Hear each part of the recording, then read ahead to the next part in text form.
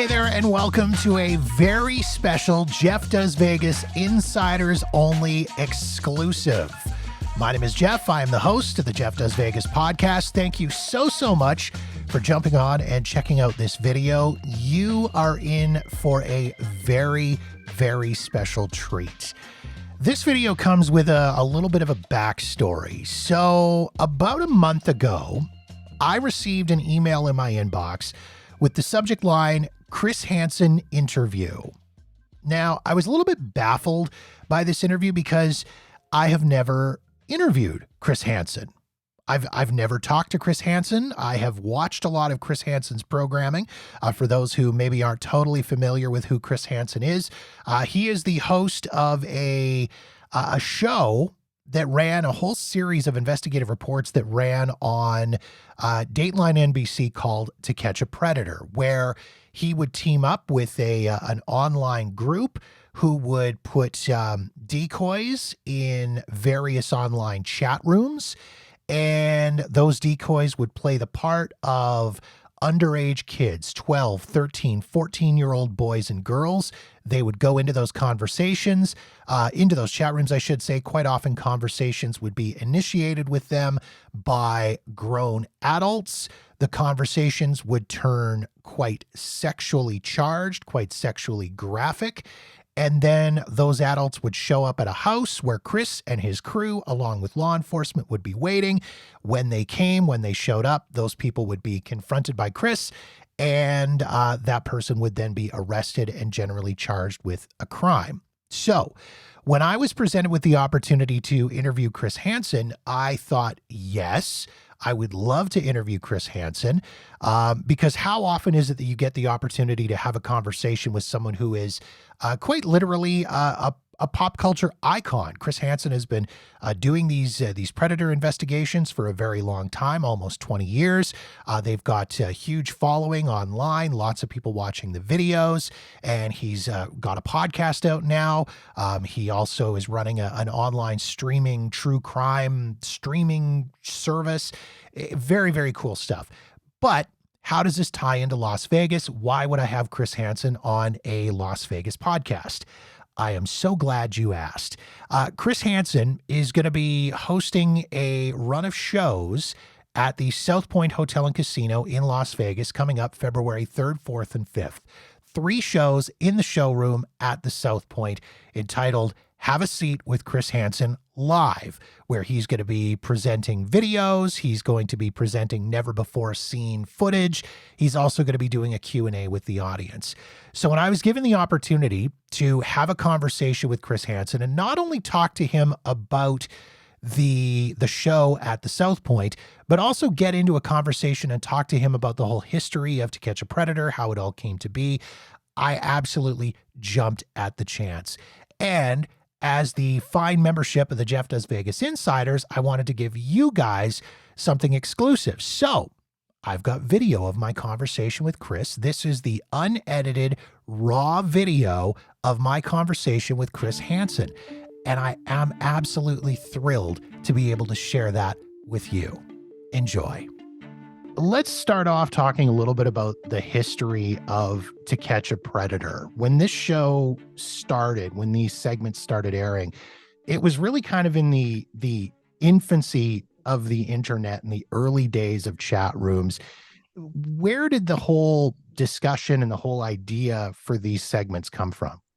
I became aware of an online watchdog group called Perverted Justice. And at that time, its contributors would go into chat rooms on AOL and Yahoo and create a profile of somebody who was unmistakably underage, 12, 13, 14 years old. And they would just exist.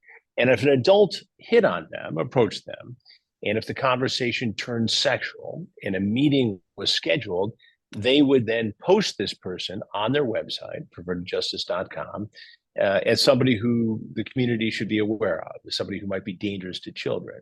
I thought that if we could combine their ability to be decoys in a chat room with our ability at the network at the time to wire a house with hidden cameras and microphones and confront these guys, it could be pretty compelling. We knew there was a problem. We knew that children were being approached in a very dangerous way online. There was a new way for predators to go after kids, and we thought maybe this would be a way to expose that, to confront people, to create a dialogue and some awareness. We didn't know what was going to happen.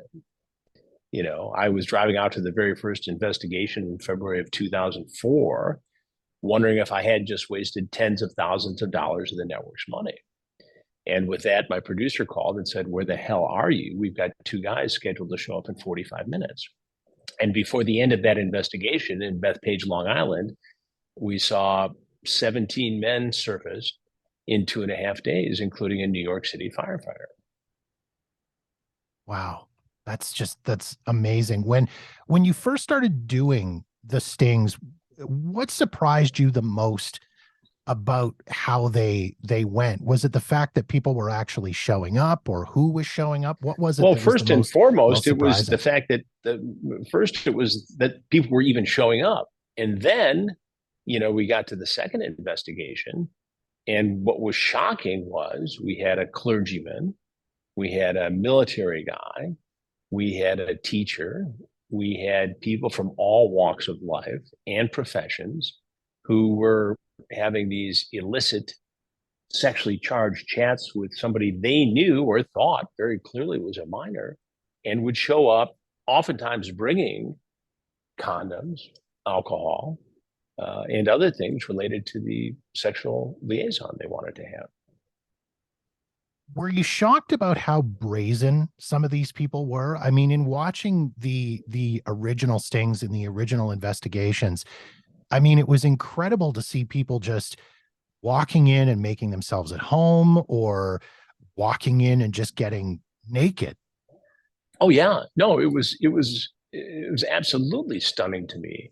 In that second investigation where we had the rabbi show up, he walked in like he owned the place at noon on a Wednesday. Another fellow, John Kennelly, stripped in the garage and walked in naked. Now, I'd never interviewed a naked man before. I know wardrobe malfunctions happen in sports reporting and locker rooms, but nobody had ever trained me for this sort of thing. And as we progressed and up until today, we still do these investigations for the new streaming crime network, True Blue, that we have now. It still amazes me, 19 years almost later, guys are still showing up. They will even go into the chat and say, "Is this a Chris Hansen deal? Is this a so-and-so law enforcement department deal?" And the decoy says, "Well, I don't know who that is or what." And they still show up. Sometimes the guys will come around the corner, see me, and my name will be the first words out of their mouth. And routinely, the excuses are, "I wasn't going to do anything. I was just here to help the child, get her out of this bad behavior pattern, or I wasn't really going to go through with it." And I was just going over a script on a piece that's going to be uploaded in a matter of minutes on True Blue, and it's the same sort of thing. But each and every one of these guys presents a danger to a child. As they went on, were you less and less surprised, or was there just always a new twist every single time you did this? There's always a new twist, even today. But in the beginning, so many people were showing up that we felt compelled to, collaborate with law enforcement for a couple of different reasons. One, it was the only socially responsible way to proceed.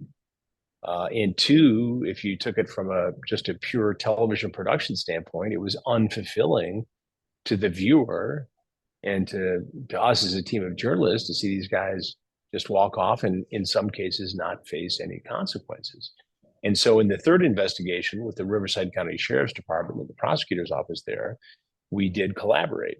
And once we finished our interview with the subject, they would leave, and then they were arrested and prosecuted. And that's the way it's been ever since. Was there ever a time you were concerned about your safety? I mean, I know you had security with you and the police were just outside the house a lot of times. Were you ever worried about your safety with these guys coming into the house?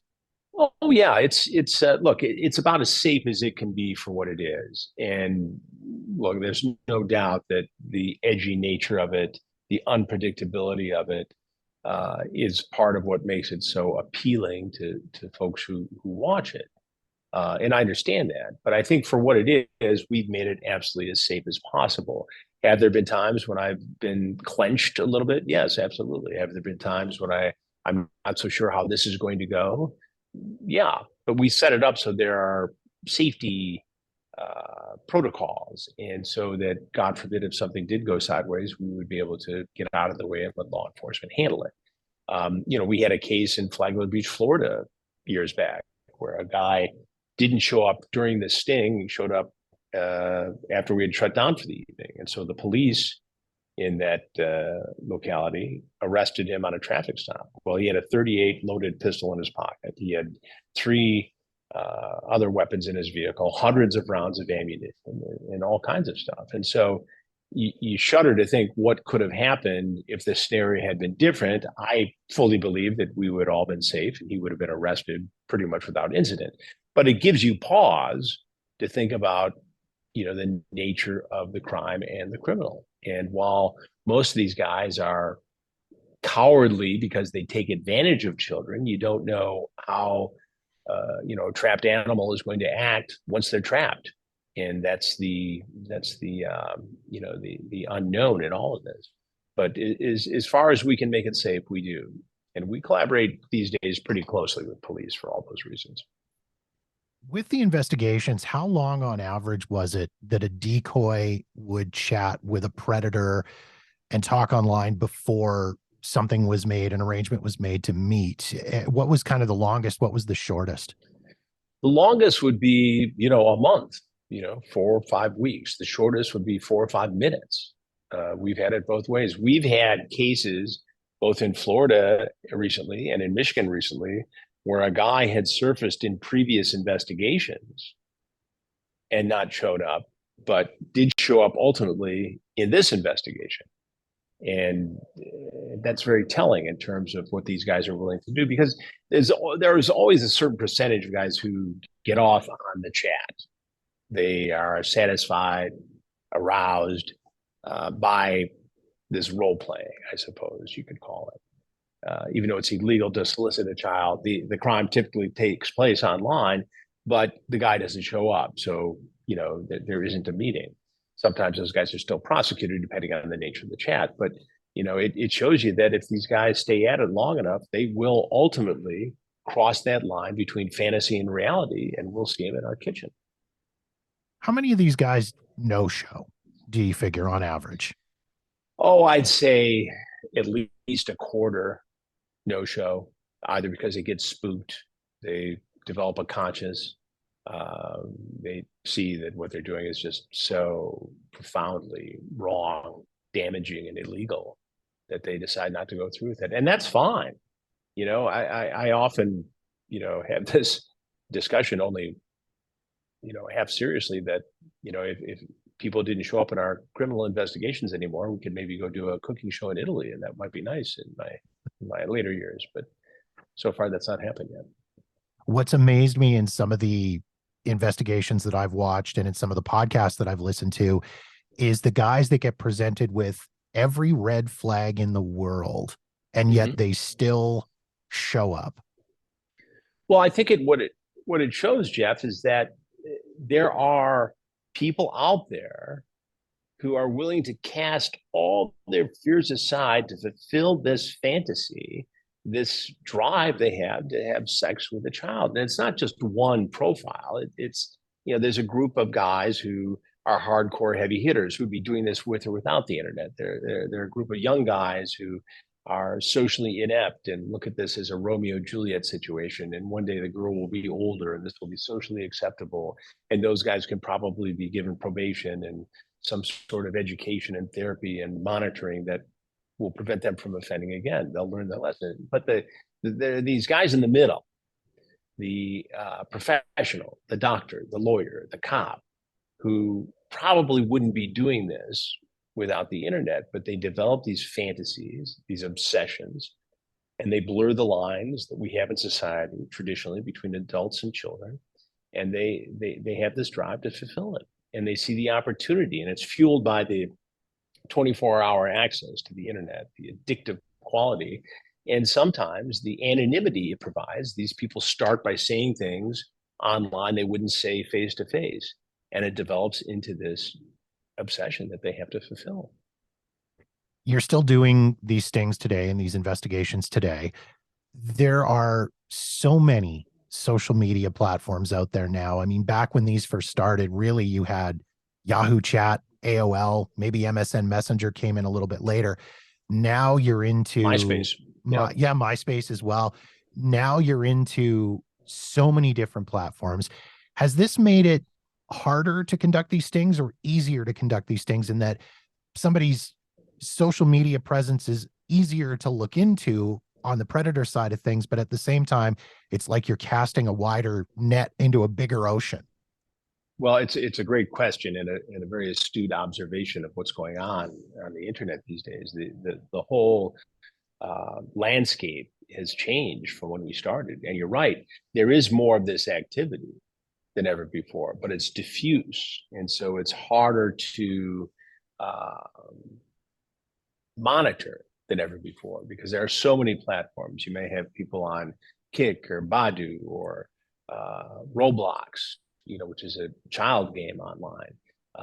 So many different ways that adults can reach out to children, and especially during the pandemic, the mandatory reporting that goes on from the social media platforms to the National Center for Missing and Exploited Children would indicate that the number of inappropriate contacts soared by some 900% at the peak of the pandemic.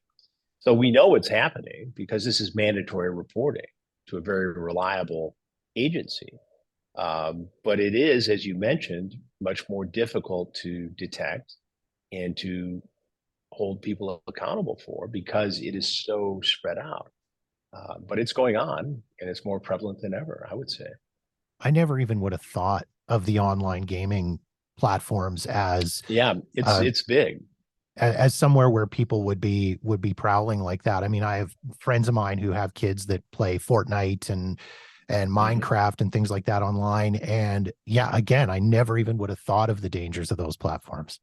Well, I tell parents all the time when I speak to groups, they ask, how do we prevent this? And I said, it's a continuing open dialogue between parents and children that has to start at at the same age where they have access to the internet. When you give them a phone and untethered access to the internet, you better have had that conversation about sexuality and adults who may want to trick kids and all kinds of things. Because, when I was growing up, we were told don't talk to strangers. Well, that was good advice then and good advice today. But the problem is the guy who's a stranger on Wednesday is so adept at grooming, he's not a stranger by the time Friday rolls around.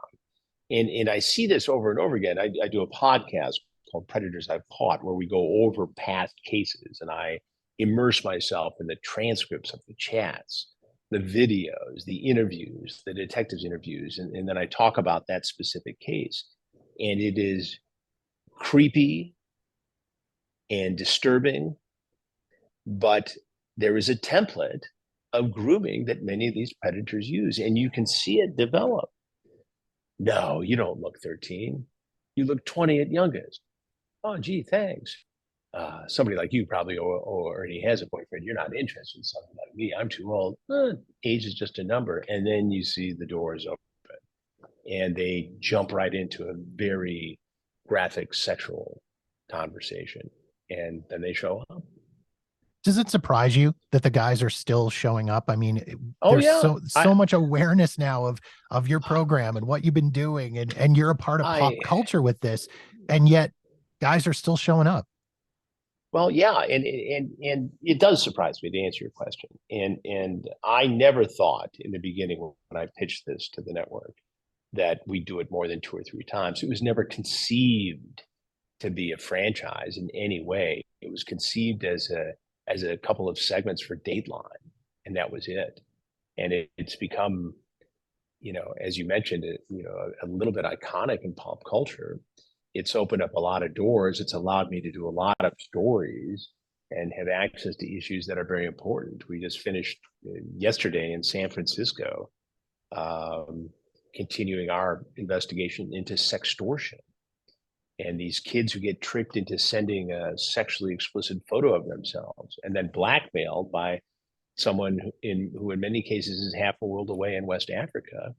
And these kids are, these boys especially are 16, 17 years old. Their brains aren't thoroughly formed to realize that this is not going to be a big problem. Who cares if this guy's got a picture? What's he going to do? Post it on grandma's Facebook site? But they get so upset about it. And many of these kids are straight A students and athletes, and they don't know how to deal with it. And we've seen a shocking number of suicides in this country attributed to sextortion.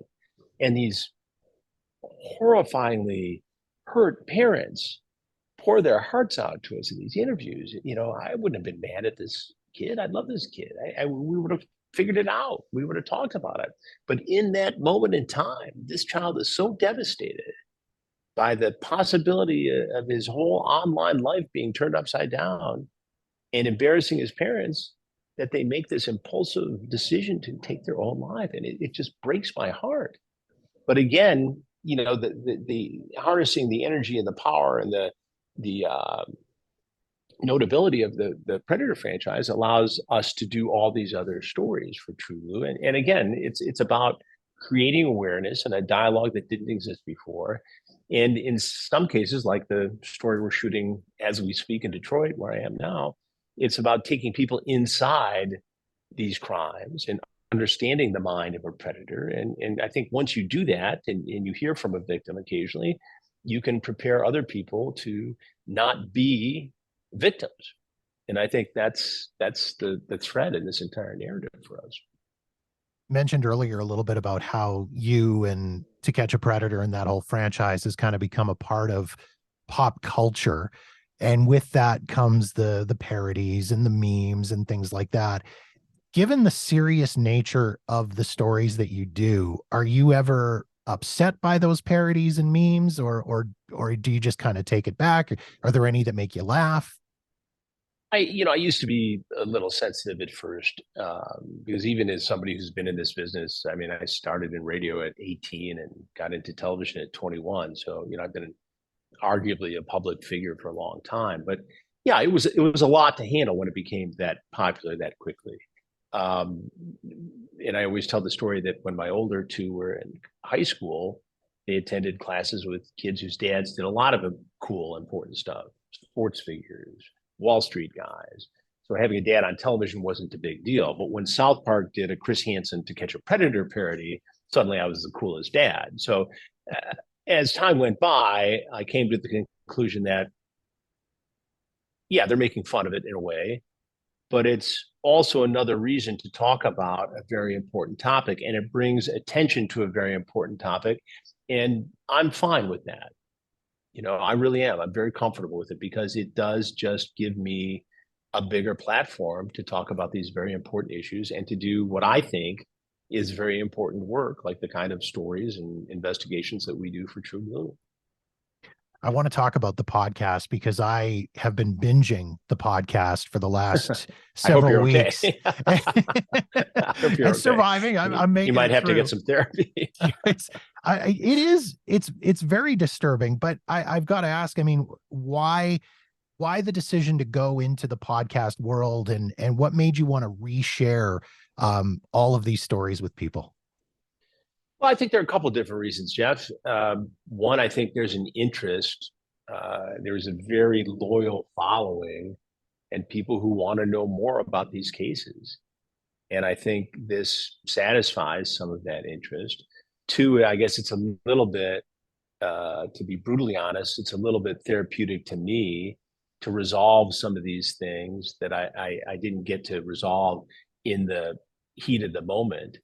And I find that very helpful to myself, my own psyche and my own intellectual curiosity. And two, I think the podcast is a great platform to get it out there to people in a way that they can consume it at their own pace, at their own timing. And I think it's become popular because of all that. I'm brutally honest about it. I tell people exactly what I was experiencing in the moment. We go back and try to find these characters and see what they're up to, see if they've gotten back into trouble or they've led a great life. And we attempt to actually sit down and talk to them. And we're in the process of, I hope, getting close to actually having some interviews with these people. I think that's, again, it's about getting into the mind of somebody who we need to understand. It's not a particularly glamorous element of medicine or psychiatry. And so the more that we can understand it, the better we can protect ourselves. Something that I've sort of found almost kind of jarring or shocking with the podcast, and I think it's the reason that I think it's important for people to listen to the podcast versus maybe going back and watching old episodes of To Catch a Predator, is I guess the limitation of TV and what you can say on TV versus a podcast. I found it very almost shocking as to how graphic some of these conversations are and how quickly they turn graphic. Oh yeah, and we had a discussion with my producers. I did, and just weighing how graphic we should get, and does that scare people, and does it scare advertisers and sponsors? Because after all, you gotta make a bit of business out of it. And the decision was made that we would just be out there with it, that we would say what they said, we would explain it, we try to put it into context. Our goal is not to offend people, but it is what it is, and these predators are who they are. And so we made the decision in the very beginning that we were just going to get it all out there, and put the alert out there at the beginning that this is not necessarily for kids, this is for grown-ups. And it will give you, however, the ammunition you need to have a meaningful conversation with your kid, because you're going to have it all out there on television. You've got different sensitivity. That's the other thing about the streaming world. We can push it a little further to show people exactly what goes on in these cases. So it's an ideal platform for doing that. You're taking the show to Las Vegas. You're going to go live at the South Point, which I think is really kind of a cool concept. Tell me a little bit about the decision to go to Vegas and what people are going to get out of this show. Well, my producers, Joe Garner and Steve Cohen, have been talking about doing something in a public venue. At first we talked about college campuses, and that's still something we want to do, to talk about what we've done with the predator investigations. And then Joe Garner came up with the idea of talking to somebody he knew at the South Point in Vegas, and the ball got rolling. And we thought, if we can put together a multimedia live experience where we take people inside these investigations, into this world, because of the large number of people who follow this, who are fascinated by it, and to have me on stage with all this going on, with a lot of video that nobody's ever seen before, and to interact with the live audience, it could be very compelling. And so we decided to do it. It's a little bit out of my comfort zone, because it's as much public speaking as I've done. This is different. This is a whole different platform. But I'm thrilled to have the opportunity to do it. We're working like crazy to get it all put together for February 3rd, 4th, and 5th at the South Point, as you mentioned. And it's a great place. If you've been there, it's where they do the big rodeos and the bowling championships, and they have a NASCAR team. It's a family-owned casino, and it's really nicely put together. And the theater there is big enough to do what we want to do, and has the technology to do it, but it's intimate enough to be the right size for this. So I'm thrilled to be able to do it. I'm thrilled to have the opportunity, and we're excited to get it started. And I think it's really cool that you're doing it as a Q&A as well, and people are going to have that opportunity to interact with you. Well, I'll give you a little secret. We're actually going to have something that'll be very meaningful for people who have followed the predator investigations on stage with me, and it'll get people's attention. It's quite something. But I'm excited. I think sometimes you have to push yourself creatively, and Not that we don't every day with the documentaries and investigations that we do for True Blue, but I think it's another element um, to this particular franchise, this very important story that we've been trying to tell for so many years. And it's, next month it'll be 19 years from the very first investigation, which is shocking to me. That makes me feel very old. How do you think I feel? I've been doing them. Chris, if people want to find you, you're still doing investigations, you're still doing reporting. Where can people watch you now? You've mentioned True Blue. Watch trueblue.com, TRUBLU. It's a streaming network where we have a lot of documentaries. We have the new Predator series. We have a brand new crime news magazine called True Crime Nation, and I do a lot of reporting there, a lot of interviews with people in the crime news world. And 40 years of doing this has given me a lot of access. So on the 26th anniversary of Jean Benet being murdered, we interviewed John Ramsey, who takes us inside where the case is now, what he thinks needs to be done. We led to the arrest of a guy who was on social media, the Facebook fiend, who was victimizing young women, and our reporting contributed to his arrest, and he's in court today being arraigned. And from Idaho to everything else that we're working on, it's going to be a place where people can turn to for enterprise crime reporting and see stories they won't see anywhere else. I'm very happy with it. And you're on social media as well. If people want to follow you, they can do that. Twitter is at Chris Hansen, official Chris Hansen on Instagram, Facebook, all over the place. Where else are we? TikTok, have a seat with Chris Hansen. I'm a little new at TikTok, but some of the videos seem to be pretty popular. So we put up our tease videos there as well. Excellent. Chris, I really appreciate you taking the time to jump on and have this conversation, and looking forward to the show in Vegas. It's going to be a great time.